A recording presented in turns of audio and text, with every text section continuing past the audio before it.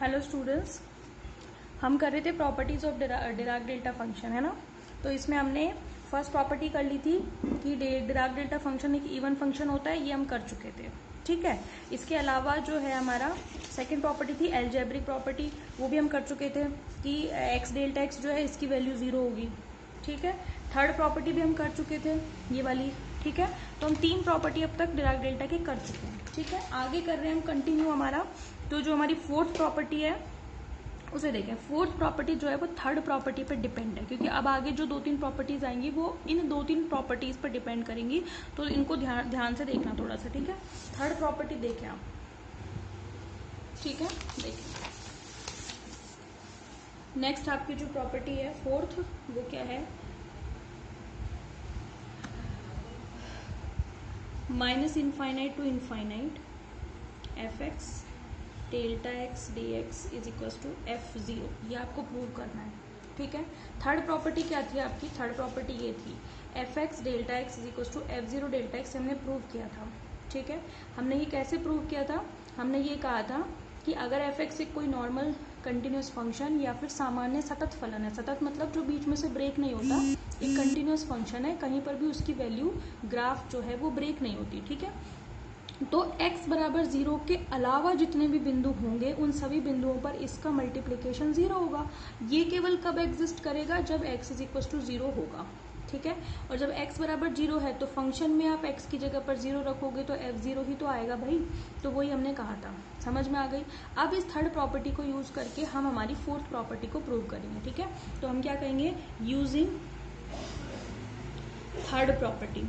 Paper में ऐसे मत लिखना भाई यूजिंग थर्ड प्रॉपर्टी, पेपर में तो आप बकायदा प्रॉपर्टी बताना कि कौन सी प्रॉपर्टी है। हालांकि मैं दोनों ही तरीके से कर रही हूँ, तो मैं बता रही हूँ आपको कि यूजिंग थर्ड प्रॉपर्टी कौन सी थी। पेपर वाले को थोड़ी पता है थर्ड प्रॉपर्टी कौन सी है कौन सी नहीं है, वहाँ आपको प्रॉपर्टी लिखनी पड़ेगी कि कौन सी थी।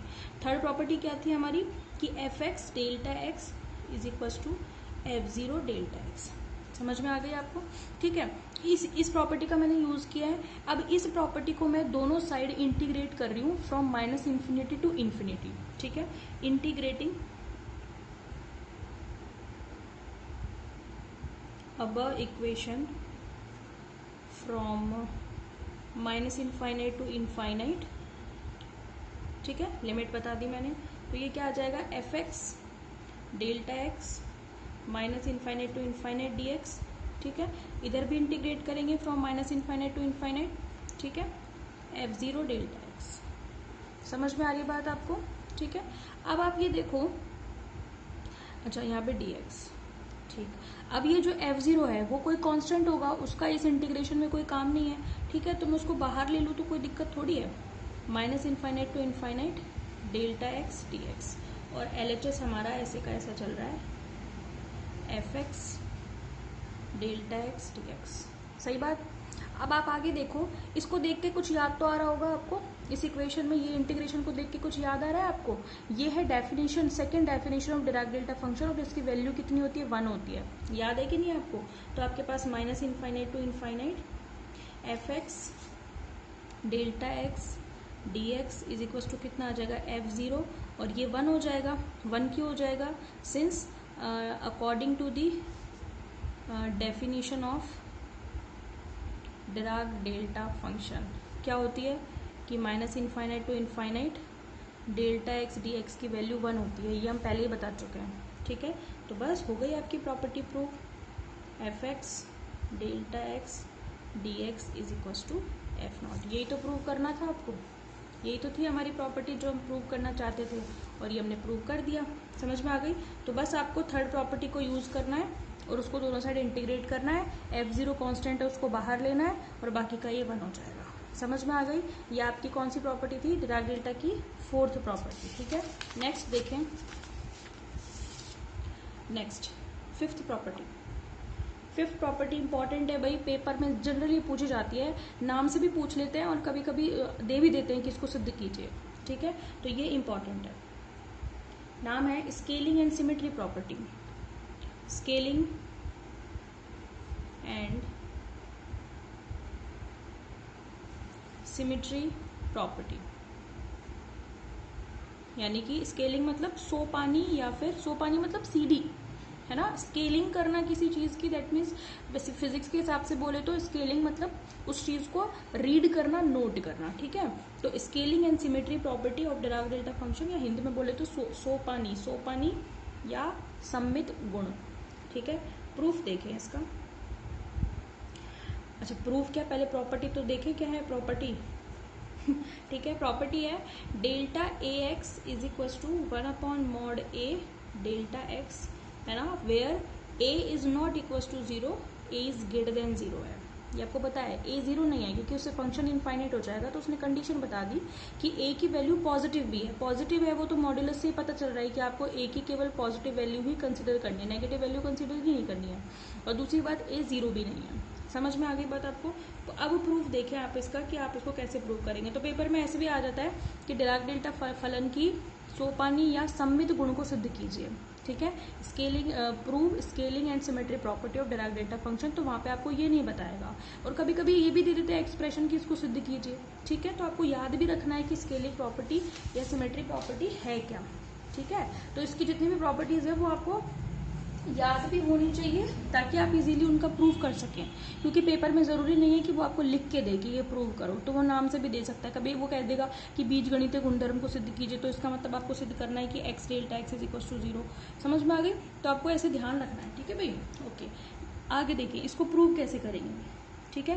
Consider a function F x, ठीक है। मैंने एक फंक्शन क्या माना, एफ एक्स माना, और उसका इंटीग्रेशन में कंसीडर कर रही हूँ, ठीक है। Consider integration of a function, आप सीधा ही मान लीजिए integration of a function. Integration किसका है, मैं ये सपोज करके चलो आप, ठीक है, मैंने मान लिया कि वो इंटीग्रेशन क्या है मेरा, minus infinite to infinite F x delta A x d x. अब इसको याद कैसे रखोगे आप, ध्यान ऐसे रखोगे भाई, स्केलिंग प्रॉपर्टी में डेल्टा ए एक्स आता है, बस आपको उसको फंक्शन के साथ रखना है और इंटीग्रेट करना है। समझ में आ गई। अब इस इंटीग्रेशन को आप सॉल्व कैसे करोगे, है ना। सॉल्व ऐसे करेंगे, put y is equal to a x, मतलब अगर मेरे पास डेल्टा ए एक्स की बजाय x होता तब तो कि मैं इसको आसानी से सिद्ध कर सकती थी, तब तो मैं आसानी से सॉल्व भी कर सकती थी, कोई दिक्कत नहीं थी। लेकिन दिक्कत कौन कर रहा है, इसके ब्रैकेट में जो ए एक्स आ रहा है, तो आप उस ए एक्स को y मान लीजिए ना, फिर आपका डिराक डेल्टा फंक्शन x में ना होकर के y में हो जाएगा। बात समझ में आ रही है मैं क्या बोल रही हूँ, है ना। अब आप और इस तरीके के इंटीग्रेशन तो आप कर चुके होंगे मैथमेटिक्स में कि किस तरीके से y की रख देते हैं, मतलब वैल्यू जो है चेंज करके ऐसे रख देते हैं तो लिमिट्स भी चेंज हो जाती है करके, है ना, करते होंगे आप ऐसे। तो डी वाई कितना आ जाएगा यहाँ पे, ए डी एक्स आ जाएगा। समझ में आ गई। तो यहाँ से अपना डी एक्स कितना आएगा, डी एक्स आ जाएगा आपके पास डी वाई अपॉन ए, क्योंकि सभी चीज़ें रिप्लेस करनी पड़ेगी। ए एक्स की जगह पर मुझे वाई रखना पड़ेगा और एक्स की जगह पर मुझे वाई अपॉन ए रखना पड़ेगा। समझ में आ गई। तो डी एक्स कितना आएगा, डी वाई अपॉन ए आ जाएगा। समझ में आ गई, हर चीज़ चेंज होगी, ठीक है। ओके, अब आपका क्या बन जाएगा, ये इंटीग्रेशन, इसी को मैं कंटिन्यू कर रही हूँ, एफ एक्स डेल्टा ए एक्स और साथ में d x is equal to, देखें आप जरा, एफ एक्स की जगह पर तो क्या रखना है, वाई अपॉन ए, तो ब्रैकेट में वाई अपॉन ए आएगा, ठीक है। डेल्टा ए एक्स की जगह क्या रखना है, वाई, डी एक्स की जगह क्या रखना है, डी वाई अपॉन ए। सही बात है ये, ठीक है। अच्छा ठीक है, लिमिट का बताओ, लिमिट कैसे चेंज होगी, जब x आपकी माइनस इन्फिनिटी है तो y भी माइनस इन्फिनिटी होगी, और जब x इन्फिनिटी है तो y भी इन्फिनिटी होगा। तो लिमिट में तो कोई चेंज नहीं है, लिमिट वहीं की वहीं रहेगी, ठीक है। अब इस a को बाहर ले लीजिए आप, 1/a बाहर आ गया, अंदर आपका क्या आ गया, माइनस इनफाइनाइट से इनफाइनाइट एफ वाई अपॉन ए डेल्टा वाई डी वाई। सही बात है ये। अब ध्यान से देखो, बिल्कुल ध्यान से देखना मैं क्या करने वाली हूँ। क्या मैं यहाँ पे इसकी जगह पर F0 रख दूं तो कोई दिक्कत है क्या, है भाई। अब ना आधे सोच रहे होंगे कि ये क्या किया मैडम ने। सुनो मेरी बात, ध्यान से सुनना। हमने एक प्रॉपर्टी पढ़ी है, कौन सी, इससे जस्ट पहले वाली, इससे जस्ट पहले वाली फोर्थ प्रॉपर्टी। क्या पढ़ी है हमने फोर्थ प्रॉपर्टी, ये देखो फोर्थ प्रॉपर्टी ये थी हमारी। ये क्या कह रही है, इसका मतलब समझो, अब देखो फिजिकल मीनिंग निकल करके आएगा इसका।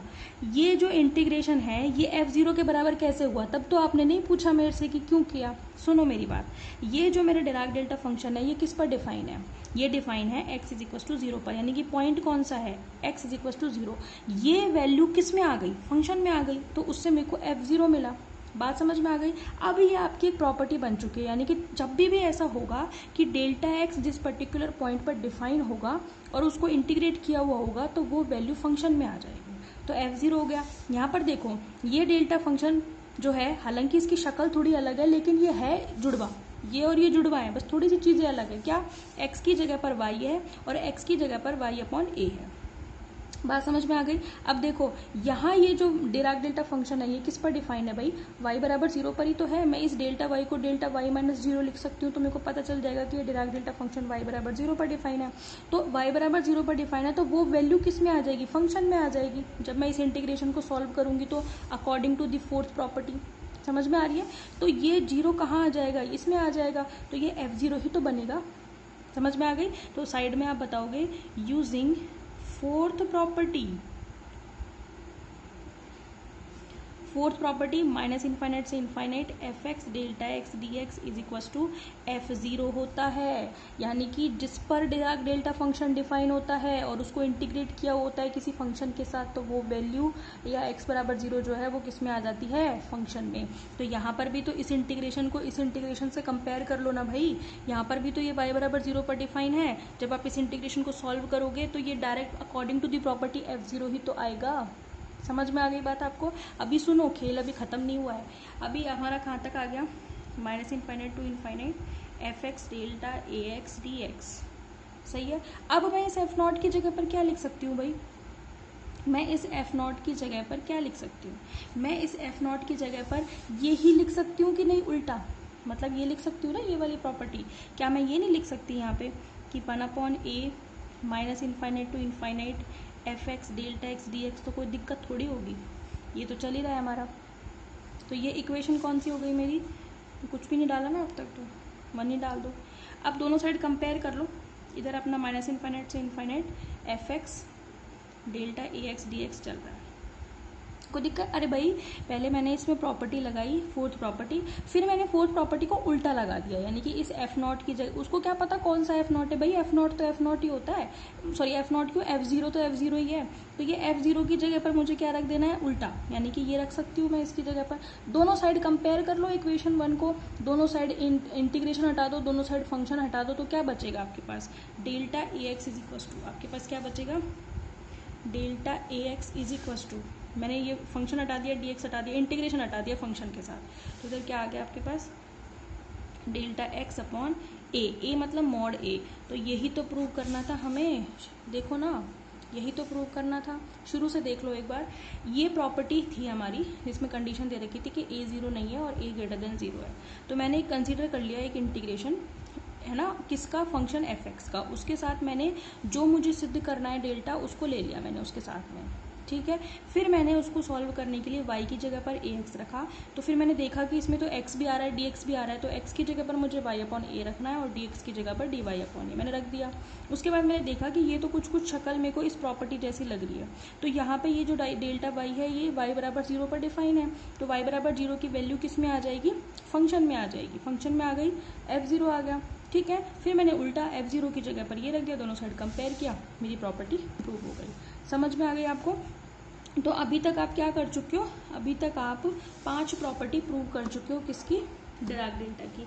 अब आती है इसकी 2 प्रॉपर्टीज और रह रही है इसकी, ठीक है।